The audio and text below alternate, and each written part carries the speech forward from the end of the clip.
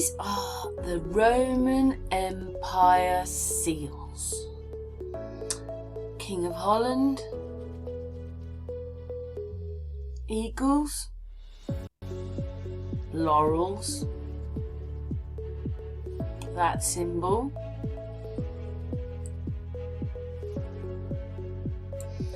this one almost looks like the United Nations one. Just move the laurel round down there and you've got the United Nations. And the thing that sticks out the most, not only the land, is the laurel. Just look at the laurel. Yes, and this one looks a bit more like the 1940s with Hitler. And of course, always is this eagle, a double eagle, or yeah, double eagles mostly. Yes.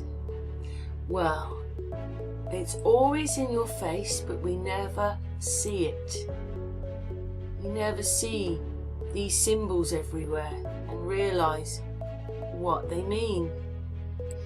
Everything always seems to go back to the Romans.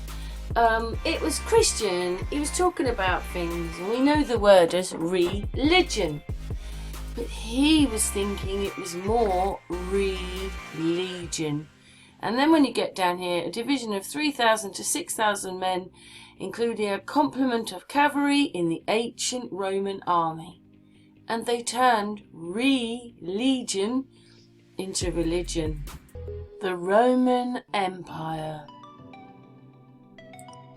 We do go on about the Roman Empire, but look at this. This is a list of people leaving the United Kingdom and there's still countries still attached.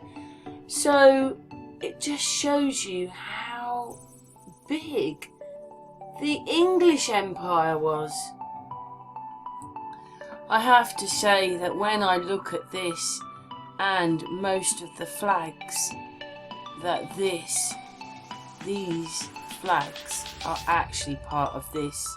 Yeah, they might have different colours and some of them just have lines on them, but you see there's lines on here and triangles and crosses and crisscrosses, and when you actually look at the maps you realise how many of them come from, not map, flag. I'm talking about the flags. But anyway, it was the Roman Empire I was looking at. Or are they the same thing, just disguised in history? Because, you know, I put a video out a few months ago. The person was talking about there are two King Arthurs, but in history they only really mention one, but there was two, and their lives have been put together. He was talking about how mangled history was. So, you know, oh, that's right. He was saying that supposedly the first person that was crucified was England, and that religion started in England and went to Rome. So that means that in England, wherever it is Jerusalem. The real Jerusalem is here in the UK. And that might be why the UK runs everything. Because it's in the middle. I don't even know why this place was picked, but you know, on top of that Roman Empire seems to be this English Empire, much bigger, but you can't match it all in. It's just so difficult to work out histories. If you tried to do the War of the Roses, the amount of different answers there are for that, and really in our history don't explain that a king went out, another king came in, then the one before came back, then the one before that came back. So they were going out and coming back and going out and coming back, 2 or 3 kings.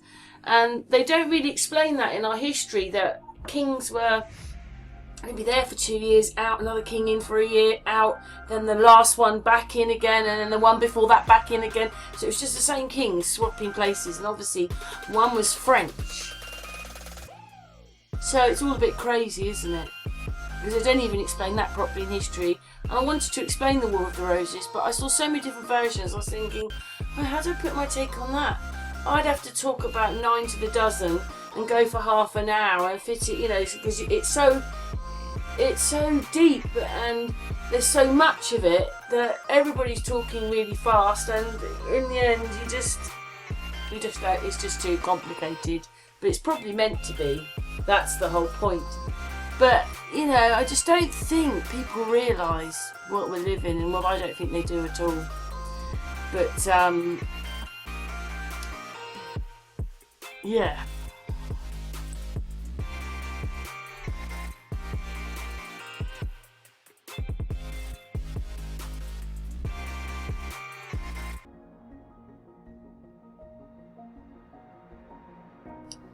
In Sun and Moon's chat room today, I'm really sorry, the person who asked me to go and look this up has just invaded my mind. But they asked me to go and look up, sorry about that, they asked me to go and look up this link which says, "A God in the Moon, your guide to the world of the Trinity Matrix." The inspiration for a God in the Moon came after asking why do so many religions have the Trinity as the Godhead. The research for this book has been one hell of an eye-opener. I feel that nothing is going to change in our human world until we realise the true nature of who we are. The key to this is in the universal pattern of the Trinity Matrix. The ancient peoples knew this pattern well as the basis of our reality, and of course was the basis of their sciences and religions. Once you know this pattern, then you'll be able to see the events as we are seeing them now are happening.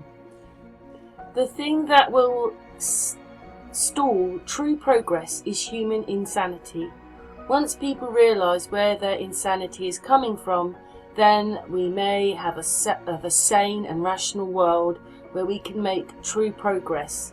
If you find this book holds true, please feel free to download it. Copy it, share it. If you wish to donate to publishing, contact me, and there is his address there. So, a God is the Moon. I will leave the where you can go and read this book. I'm going to leave it in the description. Yes, anyway, on with the video. Thank you very much for that, and yeah, I will go and look at this. There they are. The prey. The voters. Most nervous at the back. These guys are standing together, a flock united. Hey guys, I don't represent any party at all. I'm just one of you, but not in the flock. I've got something to tell you.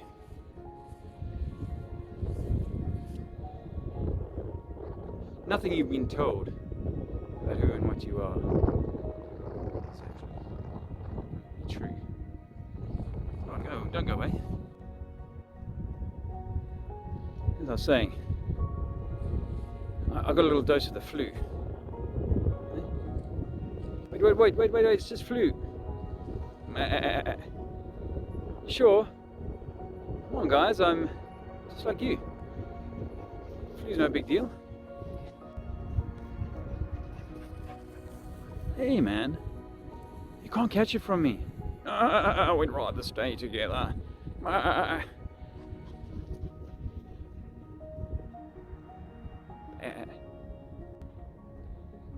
Come on guys, it's just flu. What? What do you mean? I'm not trying to pull the wool over your eyes either. What do you mean you're going to wear wool on your face? Sheep.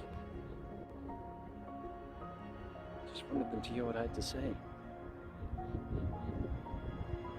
I guess they feel safer with the farmer. Big farmer.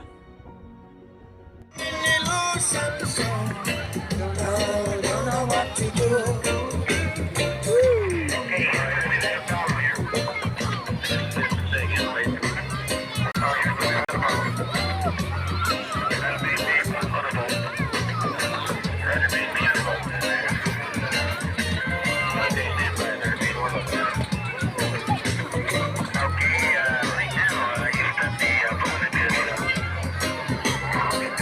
Turkey